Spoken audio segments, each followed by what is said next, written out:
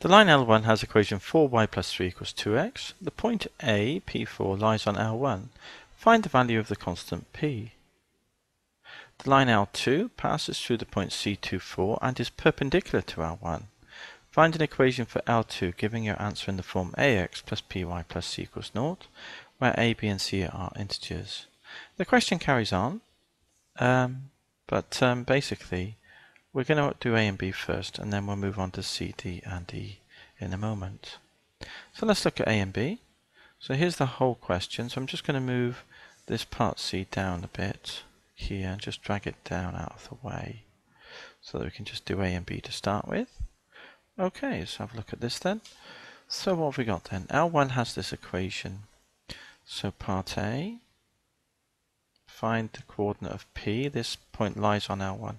Well, here, if we were looking at this line, I just want to look at this line for example. So 4y is equal to 2x minus 3, isn't it? Move the 3 over. And also we can divide by 4. Move the 4 from times to divide. 2x over 4 is a half, isn't it? Over 4, that will be x over 2 minus 3/4. So if we were looking at a little sketch, I'm just going to sketch this line here, just to help me visualize things. It's a flat gradient intercept minus 3/4. So there's L1, which I'm going to put there. Okay, now I've looked at that then. A, P4 lies on L1, find P. Okay, good. So 4y, so okay, so here, so 4y plus 3 equals 2x, then there's our line. And we've got the point P4 at A, P4. At A, which is the coordinates P4, this point lies on that line. 4y, 4 4s is 16, plus 3 is equal to 2 lots of x. X is P, so it's 2P, and that tells us that P will equal 16 plus 3 is 19. Move the 2 from times to divide. 19 over 2, which is equal to 9.5. So there's P. So I'm just going to leave it as 19.5 so that I've got plenty of room here. Oops. So 19 over 2. So the coordinate of A then is 19 over 2 or 9.5. Put that in here. 9.5 and 4. So we could put A as on line L1, isn't it? So here's the coordinate A, 19 over 2 and 4. There we go. And there's the point A. So that's part A done then. Part B, find L2. So let's have a look at part B. L2 passes this point through this point and is perpendicular to L1. So the gradient of L1 is a half. So part B, here y minus the y coordinate, which is 2, 4. So the y coordinate is 4, is equal to the gradient of the normal, which is what we're trying to find, aren't we? L2, oh, perpendicular to L1. L1 has gradient half, so the gradient of the perpendicular is minus 2. So L2 has gradient minus 2. X minus the coordinate at the point C where it goes through. 2. X minus 2. There we go. So that tells us that y is equal to, oh, we need to write it in the form that was mentioned. Ax plus by plus c, wasn't it? Let's have a look at the form. Ax plus by plus c. So, minus 2x, move that over to plus 2x. We've got a y already there as is. And then we've got 2x plus y.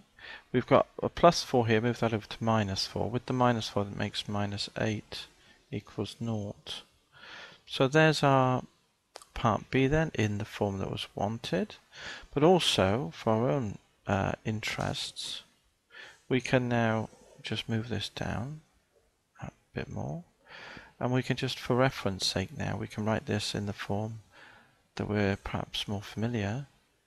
Y is equal to minus 2x and then it would be plus 8, wouldn't it? Move the 2x over and the 8 over. So what have we got there? This is L2, this is L1. L2 is this. So if we carried that line up a bit more, say, this point here was the intercept, wasn't it? Minus 3/4. Then we've actually got to go up to L2, which I'm going to put right up here. And it's perpendicular. So there's L2. And this point here, where they intersect, is the intersection of the lines. Line L2 passes 2, 4. So that's more important, isn't it? So 2, 4 would be about here. This value is 8, isn't it? So 4 would be about here. And this is the point 2, 4. See? 2, 4. So we've got A, we've got C. So I'm going to just write that above actually to avoid any confusion. So this is the point C.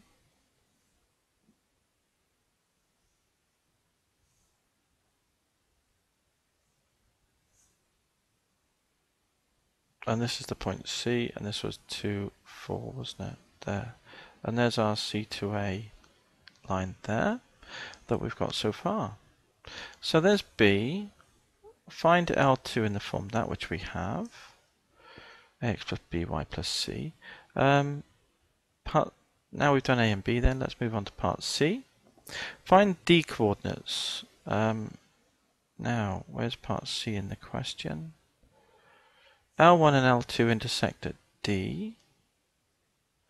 So what coordinates does D have? Here's L2, here's L1. So here, what have we got then? We've got 4y plus 3x, 3 equals 2x. So 4y plus 3 equals 2x. That's equation 1. That's line L1.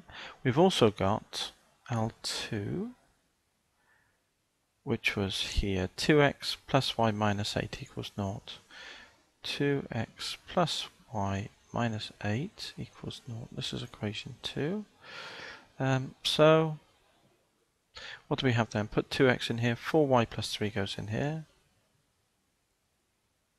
Plus y minus 8 equals 0. That tells us 4y plus y is 5y. 3 minus 8 is minus 5. Move the minus 5 over to 5. So 5y equals 5, and that tells us y equals 1, doesn't it? So D has coordinate a y value 1. And the x coordinate? 2x. So x will equal half of this. Half of 4y plus 3. Which is 7 over 2. Or 3.5. Whichever you prefer. 7 over 2 then goes in here. So there's D. And that's 7 over 2. Okay, good. And that's a right angle there, isn't it? Now, we've got that. So that's part C done. That's quite a long question here. Show that CD equals 3 root 5 over 2. So C to D. So this is part D now. Put it down here. The modulus, or the length of CD, is equal to the square root of, use Pythag. So CD from 2 to 7 over 2, 2 to 3.5 is 1.5, and from 4 to 1 is a distance of 3. So it's 1.5 horizontally, or 3 over 2, horizontal distance squared, and the vertical distance squared using Pythag. That height from 4 down to 1 will be 3, so that would be 3 squared. So it's equal to the square root of 9 over 4, 3 over 2 squared. 3 squared is 9. As quarters, we can write 9 as 36 over 4. So it's the square root of 45 over 4, which equals root 45 over the square root of 4. 9 fives, so it's root 9 times root 5 over root 4. Root 9 is 3, root 4 is 2. So it's 3 over 2 root 5. Root 5 as we were asked to show. So that's that done. Good. So 3 over 2 root 5 is what we've done there, and that was the distance CD. So we've got that distance there. That's a known distance here to here. Okay. So, right, good. So that's part D done. Great. Now part E. B is on L1 such that AB is root 80. So B is on L1 such that AB is root 80. Okay. E is on L2 such that length CDE, E is on L2 such that length CDE is 3 times length CD. C to D. Oh, it's just 2 more of those. So we can get the coordinates of E, can't we, if we need to? Find area of the quadrilateral ACBE. So there's E.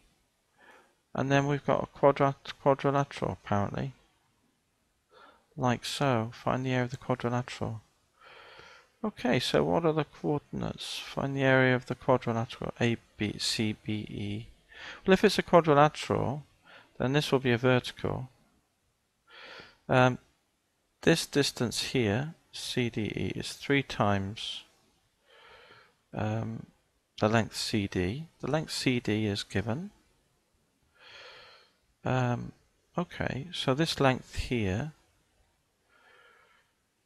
Okay, and then this distance from D through to A would be the height. So we got the base, and we got the height of half of the quadrilateral, haven't we? Because B will be over here somewhere. Like so, to make our quadrilateral. Okay, so C, D, E. Okay, good. So how are we going to do this? 3 times length CD. So length CD is that. So 3 times this is 3 times that is 9 over 2 root 5. So that's that length there. 9 over 2 root 5, which is the diagonal of the quadrilateral. I'm going to put it in here, 9 over 2 root 5. The height is from D to A, so length AD. Well, length AB is already done for us. From A to B is root 80. So half the diagonal, well, it'll be just this distance times the 2 diagonals multiplied together will be the area, won't it? Because half base times height, that height, and half base times height. Oh, we'll give half base times the total height, won't it? So area is equal to half of that diagonal, because that's the base.